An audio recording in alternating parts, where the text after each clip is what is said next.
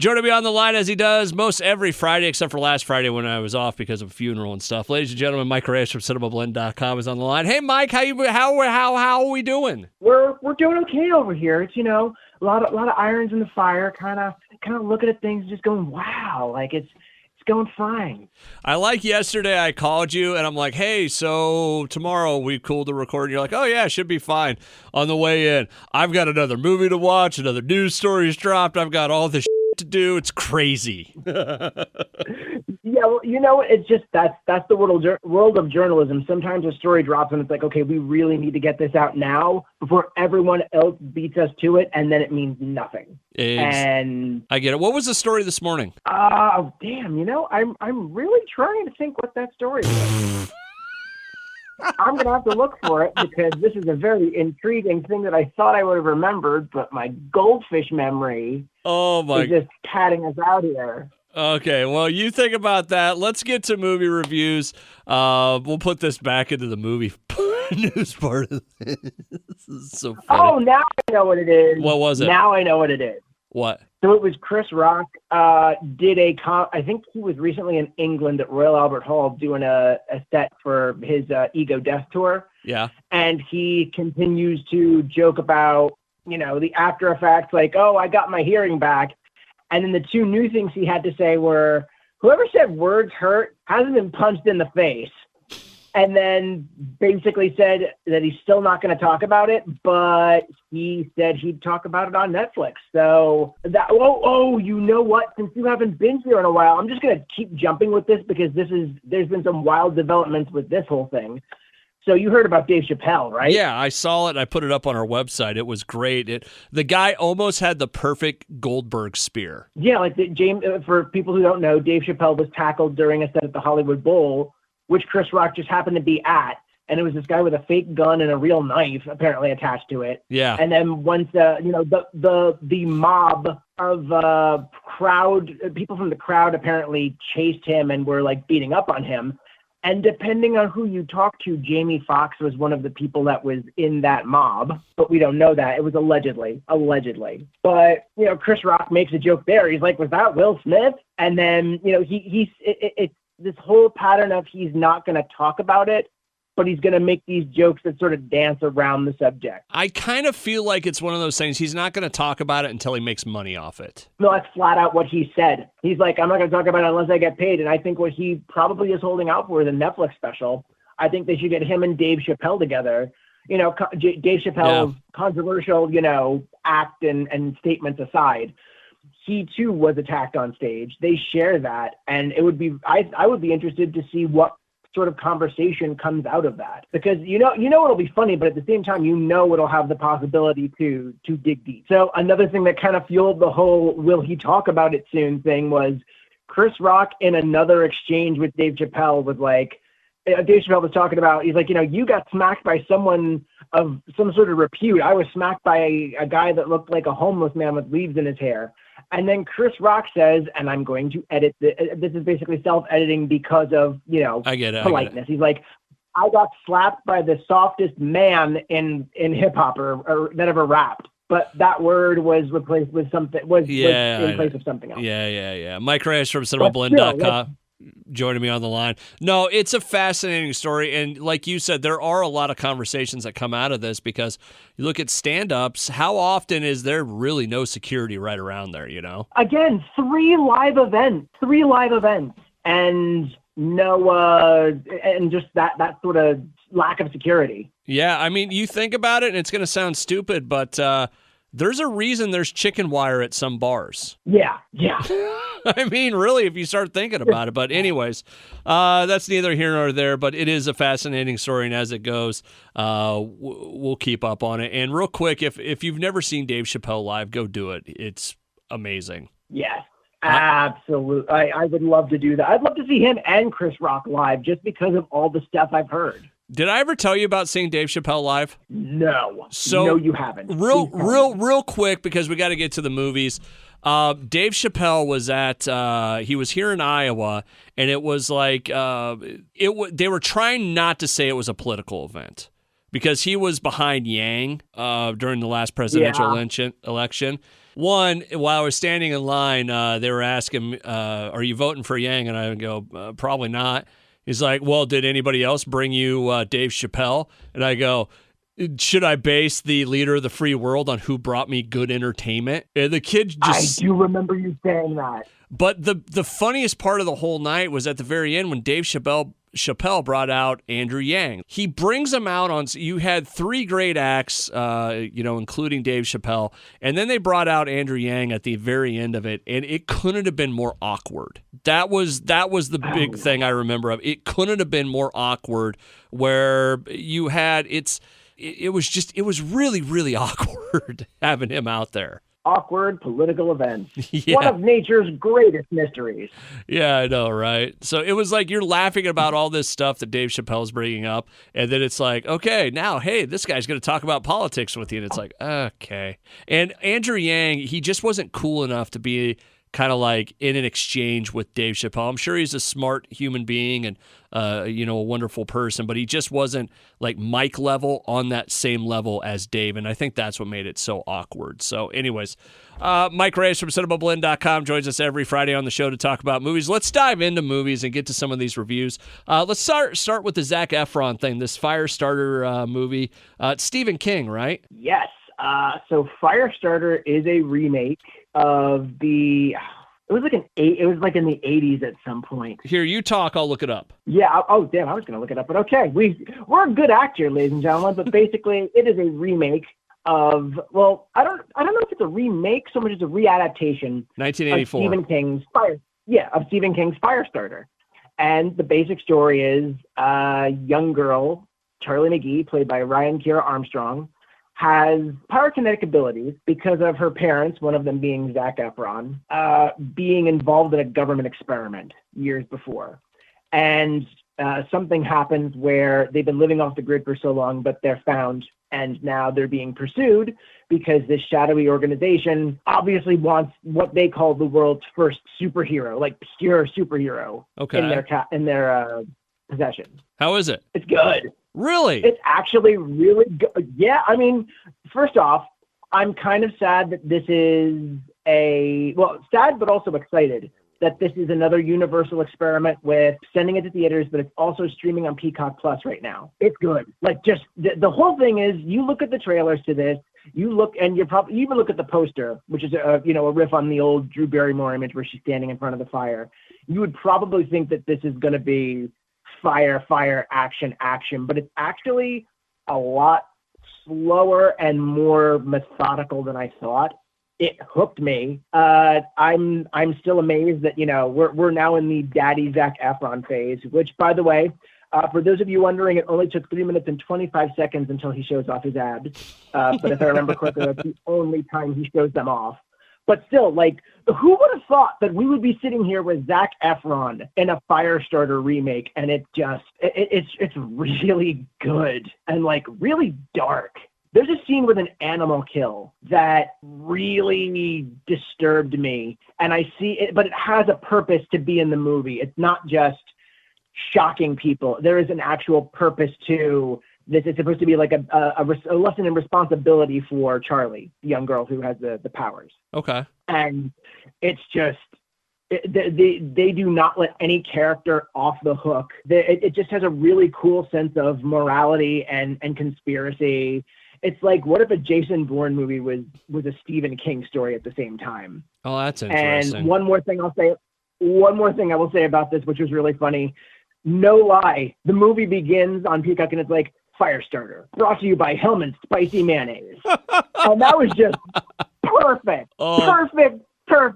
Perfect. That's wonderful. Mike Reyes from Cinemablend.com. There's a lot of people out there that don't like Zac Efron. I don't mind him. I like him because he's almost like another Daniel Radcliffe, where he's basically broken out of that mold that everyone cast him in, and he gets to do interesting, low-key things. One more thing I will mention. Kurtwood Smith and Gloria Reuben are both in this. They both crush. And there's a lot of people that crush in this. Michael Grey also crushes as John Rainbird, who's basically assigned to track down Charlie. But just Kurtwood Smith especially, he gets this one scene, And it's just like you don't know what you're dealing with. This girl has powers that could take us all sort of speech. Gotcha. And he just digs in, and I have always been in awe of that man's work. There you go. Mike Reyes from Cinemablend.com joining me on the line. What was the other movie this week? Oh, well, the other movie from this week was Operation Mincemeat, which is debuting on Netflix. It is a streaming original in the United States and I think in other territories, but it actually went to theaters in England a couple weeks back. It is the true story of a World War II espionage plot where basically the MI5 was trying to convince Germany that they were going to invade Greece instead of Sicily. And it's just about one of the most important and something that people still call one of the most impressive acts of deception in warfare. Interesting. Good. It really is. And yes, I mean, I've heard some people are saying like this is one of the ultimate dad movies, I guess, because it's like World War II history. And if this is a dad movie, then again, you can call me daddy, because I had so much, not fun, but I dug this so much because I enjoy military warfare, especially when it comes to espionage. And another thing that's really interesting to see play out through this is Ian Fleming was one of the intelligence officers that worked in this team. And they have these wonderful sort of sly nods and moments that show you like where he might have gotten some of his Bond ideas. And it's just, it is a very solid movie to enjoy if you happen to like military history or spy history, but there's also a very good personal aspect to it. Okay. And that's on Netflix? Yes, sir. It is currently on Netflix. You could literally load it up after you finish listening to this episode. I'm kind of excited for that because I need something to watch this weekend. I need a weekend of doing nothing. I'll put it that way. So yeah. Mike Reyes from Cinemablend.com joining me on the line. All right. Was there another movie, or are we cool to go over to movie news? We never did talk about Doctor Strange. Yeah, okay. We can kind of talk about that because there's been some interesting stuff to come out about that over the last week, especially with people's response to it. And you were bringing up about the class action lawsuit and all this. So, listen, if we are going to do spoilers here, if you have not seen Doctor Strange, you may want to skip to the end or at least the next 10 minutes or something. I don't know how long we're going to talk, but Doctor Strange came out last week to generally positive reviews, right? Yeah. I mean, it's I'm going to actually look up the tomatometer score for this. So throwing out all the hard questions today. Ooh, yeah, 75% on Rotten Tomatoes. So it's fresh. Genuinely, the consensus that I believe I've heard is, well, actually, I've heard a very mixed bag because some people say this is definitely a Sam Raimi movie. It's one of the more fun entries in the MCU. And then other people have said, what did they do to Sam Raimi? This doesn't feel like his sort of movie. Oh, it's the MCU striking out again. So I guess it really depends on your personal take on things. I fall into the camp that this is definitely a Sam Raimi movie. I wrote a whole feature about the like gnarly moments that have his fingerprints all over them. It was just a lot of fun, and it was so cool to see him doing a comic book movie again, because right from the beginning there are shots and lighting in this that it's like, oh my, the man who did Spider-Man is back, and it could be a little stronger. And there's one scene that I still don't know if it's a resounding success or a trolling that just went too far, but I really did enjoy this, and I enjoyed Doctor Strange as a hero. This is also a fantastic 3D movie if you can grab a screening, because they're also showing that Avatar trailer as well. So the Avatar 2 trailer and Doctor Strange 2 look great in 3D, so you're not wasting money. The kind of sticking point with some people and it's really, if you think about it, it's their own stupidity, believing rumors, but there's a fair amount of people out there that are mad because there wasn't the amount of cameos in this movie that they thought they were going to do, right? Yeah. Well, there were certain cameos that people were thinking of, like some people thought Deadpool was going to be in there. Some people thought that Tom Cruise was going to be an alternate Iron Man because you have the Ultron armor there, the Ultron bots. Yeah. And the movie comes out, and neither of those two things happened. Although, from what I've read, Michael Waldron, the writer of Doctor Strange and the Multiverse of Madness, who's also worked on such projects as Loki and Rick and Morty, said that they talked about bringing in Deadpool, but just they decided it was too much. Yeah, and I read another article about that there were talks of Tom Cruise, but it was never going to happen. because he was doing the Mission Impossible stuff. Yeah, I wouldn't be surprised if that was the case. That said, if that's the justification for why it didn't happen, I would be surprised if they'll circle back to that. Yeah. I'd be very surprised if they, yeah. You know what, and truth be told, I haven't seen the entire movie. I've seen just about everything because of TikTok and YouTube nowadays. But you know what I think was a reason why this movie probably works? They had a great villain. They did. And that's another thing. Like, some people are like, oh, man, they didn't watch WandaVision. And it's like, the kids are crying for help in the credit stinger. She's already got the Darkhold in her hands. Yeah. What more do you need? And like okay, so even with all that in play, I love how Marvel marketed Wanda in this movie, because they did not come out and say she was the villain. They totally played it in the trailers as if Mordo is coming out as like the righteous sort of badass that's like the bill comes due. Yeah. And I was all for that. But then the whole revelation that they do at the apple orchard is fantastic. And then the twist of how Mordo was actually involved was also fantastic. And just, man, I love being surprised, legitimately surprised by a Marvel movie and not having everything speculated or spoiled till high heaven. So that Illuminati scene really worked for me. Yeah, the Illuminati scene is one that people are talking about. Of course, they gave away that, Professor Xavier is in there. It's the first shot of mutants in there. But did you notice the little Easter egg they threw in when he came in? That they had like the X-Men theme, the cartoon one, wasn't it? Yes, the 1997 X-Men scene. I think it was credited as the 97 X-Men scene in the credits. But yeah, like he shows up and that starts playing, and I'm like that is one of my favorite themes from when I was a kid. Like, that X-Men theme was amazing. And to hear that with an orchestra, with Danny Elfman behind it and Patrick Stewart's there, it's like, ooh. From what I've seen, and I need to go see it, and we're going to try and go see it this weekend. It looks cool. It looks different. My buddy Ryan, he wrote me. He goes, it's a horror movie. He goes, it's as close to a Marvel horror movie as you're ever going to get. Oh yeah, and that only makes me further question why Scott Derrickson didn't get to make his version, because I'm wondering how much more of a horror movie he made that there was a creative differences that he had to split. And again, there was no ill will between anyone. Like, it was all amicable, and no one has said anything bad. So I don't think it's a case of bad blood. I'm just curious how different the concepts were. I'm not digging for inside dirt and gossip. It's like, no, I want the story details. I want to know what would have been different. And one last thing I'll mention, there was one really cool interview I got to do last year. C. Robert Cargill, podcaster. He's also the writer of one of the writers on the Doctor Strange film. He works with Scott Derrickson hand in glove, and they've got the Black Phone coming out this year, which looks awesome. But I was talking with him last year, and it's like, what can you tell me about your concept for the sequel that you would have wanted to go into?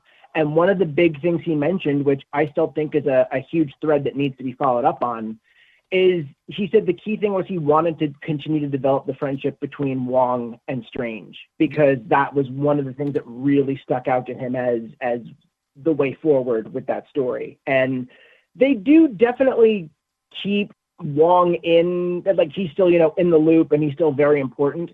But I feel like they can do so much more with him, and I really hope they do. Mike Reyes from Cinemablend.com joining me on the line. We could probably do an entire separate show about Doctor Strange and all the implications, but I would love to. It kind of, it looks cool. It looks different, and I'm excited to see it. So, moving on over to some of the other news. I know the news story I wanted to ask you about. Oh. What do we think of the brand new Doctor Strange or Doctor Who? I think the new Doctor Who is awesome. And the reason I think he is awesome is because I'm trying to look up his name. Ncuti Gatwa. He's an English Rwandan actor, and first of all, he impressed the hell out of me when I saw him on Sex Education on Netflix. Yeah. Because he plays the best friend of and sort of the co-lead of the show. And he is just phenomenal and has such a great sense of humor that Rwandan Scottish actor. I apologize for that. Rwandan Scottish. That's all right. And yeah, he is coming on board with Russell T Davies, who's returning to Doctor Who as the showrunner, and excited as anything because I think they're gonna push some more boundaries, and that's something that Russell T Davies has always done with Doctor Who. Like Russell T Davies is an openly gay showrunner, and he's put that sort of stamp on Doctor Who before. But I feel like with an openly gay doctor, we would be able to move forward even more with that. And I'm very interested to see how he's changed as a showrunner since he was on Who, because he's done other like really serious shows like It's a Sin or Years and Years, which I still have not been able to finish because it's just so depressing and apocalyptic. Hey, let me ask you this about that why was it so low key? What? Oh, the announcement? Yeah. I honestly don't know. And a lot of people are really wondering why that happened too. I woke up, I think it was Sunday morning, and there was like a tweet. It's like, oh, we have a new Doctor Who. And same. Okay. So you go back to, I forget what year it was, but you go back to when they announced Matt Smith. No. Well, they might have done it with Matt Smith too, but you go back to when they announced Matt Smith, even Peter Capaldi and Jodie Whittaker. Like, these were big things. Like, Jodie Whittaker was a big ad during like a huge soccer match that day. Peter Capaldi was like, there was a whole special about it, and they had like a last interview with Matt Smith, congratulating him and everything. Yeah. But then same thing happened to me. I wake up on Sunday morning and it's like, oh, Doctor Who's trending. What's going on here? Oh, Shuji Katsuo is a new doctor. Yeah. Wow. What? No. What? Yes. Why is this not getting much fanfare? I think it may be because of the sort of the fandom for Doctor Who has been in sort of a weird spot the past couple of years, because I don't think the Jodie Whittaker arc has took off the way that they hoped it would. And I think that maybe Russell T Davies was the big announcement. And now they're just sort of hedging their bets on that and waiting to see what people react to. I don't know, man. So, and also, I still have not finished Jodie Whittaker's run, or at least caught up with it. But I know what I saw that was okay. I was not a huge fan of it, but it was not because of her. I just felt like the writing was getting a little more ham-fisted. And from what I've heard from some people, depending on who you are, I don't think that changed that much. And I think that might also be part of why this is just happening right now. The BBC really wants a strong 60th, because a strong anniversary can really help Doctor Who. The 50th was amazing, and I think they're going to be chasing that. That's where they had the War Doctor, right? Yep, that is where you had John Hurt as the War Doctor, Billie Piper coming back as the variant of, she wasn't really Rose, but she was the sentient consciousness of a weapon that took the shape of Rose. And then David Tennant and David Tennant and Matt Smith working together and snarking each other, and that huge battle on Gallifrey where it's like all 13 at the time doctors were there. Yeah. And I'm still mad that they never showed us Peter Capaldi's part of that moment, because all we ever saw was a lever thrown in his eyes. Yeah. And I would have loved to have seen like his part of that fight. All right. Well, we'll leave it there for this week. Mike Reyes from Cinemablend.com joins me every Friday on the show to talk about movies. Mike, enjoy your weekend. You as well, sir. You as well.